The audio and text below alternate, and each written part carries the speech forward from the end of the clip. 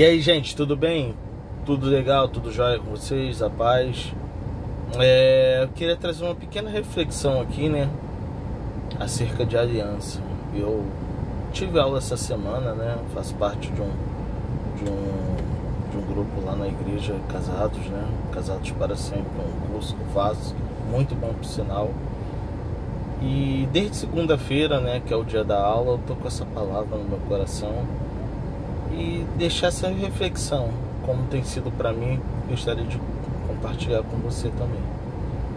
É uma coisa interessante, às vezes a gente reclama da vida, né, e alguns chegam ao ponto de duvidar de Deus, da fidelidade de Deus, mas a gente muitas das vezes perde a capacidade de se autoanalisar. Tem uma palavra que fala em Lamentações 3, só não lembro exatamente o versículo, mas diz assim: o que se queixa o homem? Queixa de seus próprios pecados. Muitas das lutas e adversidades que vêm sobre a nossa vida, somos nós que provocamos, tomando decisões erradas, não pedindo direção a Deus, tomando decisão por impulso. E todos nós, quem fez aí, levanta a mão. Tem jeito, isso nós passamos por isso o tempo todo. Claro, conforme a gente vai amadurecendo, espera-se que essas decisões equivocadas vá diminuindo, mas é necessário, gente, é necessário a gente refletir e rever nossos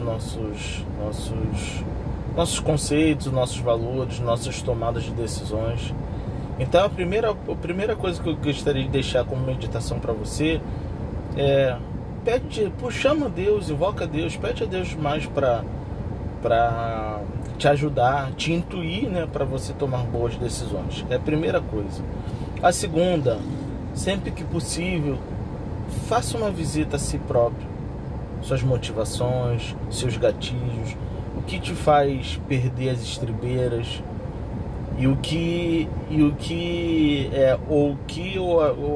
em quais circunstâncias você tende a ficar mais equilibrado. Isso aí são análises curtas, mas importantes. E aí gostaria também de lembrar que o nosso Deus é um Deus fiel, um Deus que ele zela pelas suas alianças, pelos os seus compromissos, vamos colocar assim. Uma coisa interessante que me chamou a atenção, tu vê que lá em Josué 9, Josué faz uma aliança precipitada com os gibeonitas, que eram da linhagem dos amorreus. Só sintetizando, o que aconteceu? Os amorreus, juntamente com outras cidades lá, estava vendo que Israel estava atropelando, né? Porque o Senhor era com ele, o Senhor estava abençoando, o Senhor estava dando vitória. Então, de forma sagaz, o que eles fizeram? Se travestiram de embaixadores, pegaram vestes puídas, rotas, né? Como diz a palavra lá, pegaram pães, né, bolorentos e tudo mais, para dar a impressão que eles vieram de uma terra longínqua. Mas o que é interessante salientar aqui foi que Josué, ele foi precipitado, aquilo que eu já estava falando. Ele não consultou a Deus, ele foi só pela aparência, e se compadeceu daqueles homens e fez aliança com Gibeão. E o que acontece? Onde eu quero chegar? Por causa de decisões inconsequentes, Israel foi obrigado a guardar essa aliança eternamente, porque com Deus não brinca de fazer aliança. Deus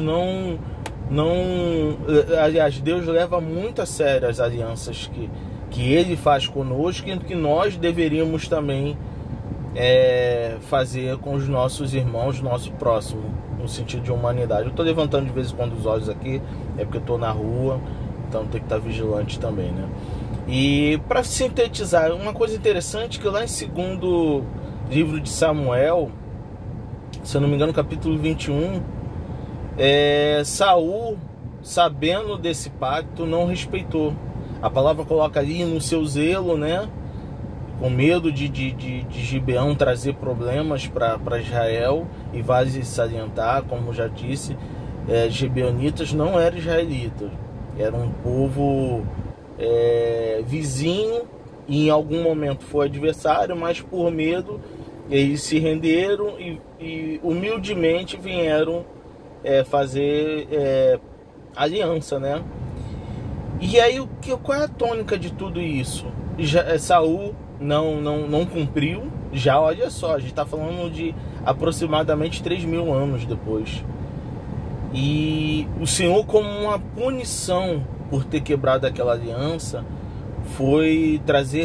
trouxe fome sobre Israel. Mas só que Davi, com todas as suas truculências, ele era um homem sensível à voz de Deus. Ele era um homem temente a Deus. E aí ele percebeu que era algo espiritual.